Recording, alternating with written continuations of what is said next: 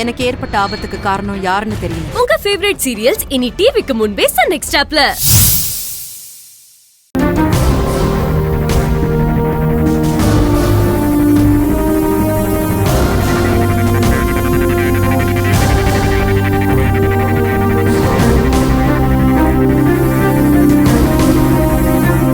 அக்கா அன்பு வந்துட்டானா?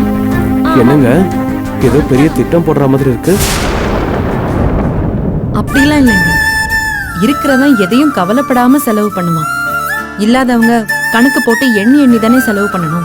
என்னங்க ரம்யா கல்யாணத்தை பத்தி யோசிச்சுட்டு இருக்கீங்களா? ஆமாங்க, என் புருஷனுக்கு நான் பண்ணி கொடுத்த சத்தியத்தை நிறைவேற்ற வேண்டிய நேரம் வந்துருச்சு. இது வெறும் பொறுப்பு மட்டும் இல்லை, என்னோட கடமை. அத நான் சிறப்பா பண்ணணும். 1 இல்ல 2 இல்ல 100 பவுன் நகை போடுறதா அவங்க கிட்ட சொல்லிட்டேன். அவங்க இந்த கல்யாணம் நடக்க கூடாதுங்கிறதுக்காக கேட்டாங்க. ஆனா இத ரம்யாவோட சந்தோஷத்துக்காக நான் கண்டிப்பா போட்டே தீருவேன். அதுக்கு நான் இன்னும் அதிகமா உழைக்கணும். இதே மாதிரி நிறைய ஆர்டர் எனக்கு வேணும். உழைக்கணும் உழைக்கணும் ஓயாம உழைக்கணும். குடும்பத்துல இருக்கிற மொத்த பேரையும் நல்லபடியா கரை சேர்க்கணும். சேர்ப்பேன்.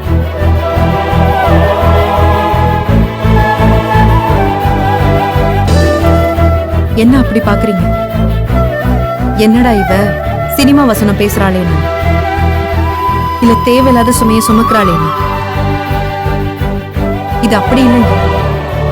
வெளியில இருந்து பார்க்க உங்களுக்கு அப்படி தெரியல. நான் இத சுமையாவோ இல்ல வெறும் பொறுப்பாவோ நினைக்கல. நான் என்னோட கடமையை நினைக்கிறேன்.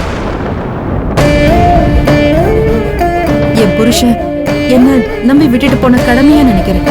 அவர் விட்டுட்டு போன நாள்ல இருந்து இன்னைக்கு இந்த நிமிஷம் வரைக்கும் என் சக்திக்கு மீறி இந்த குடும்பத்தை எந்த குறையும் இல்லாம பாத்துக்கிட்டதா தான் நான் நினைக்கிறேன்.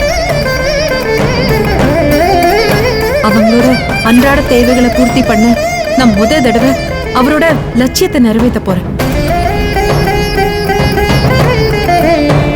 ரம்யாக்கு அவ ஆசைப்பட்ட நல்ல ஒரு வாழ்க்கைய அமைச்சு கொடுக்க போறேன். இது மட்டும் நல்லபடியா நடந்துருச்சுன்னா என் புருஷனுக்கு நான் பண்ண முத சத்தியத்தை நான் நிறைவேற்றிடுவேன்.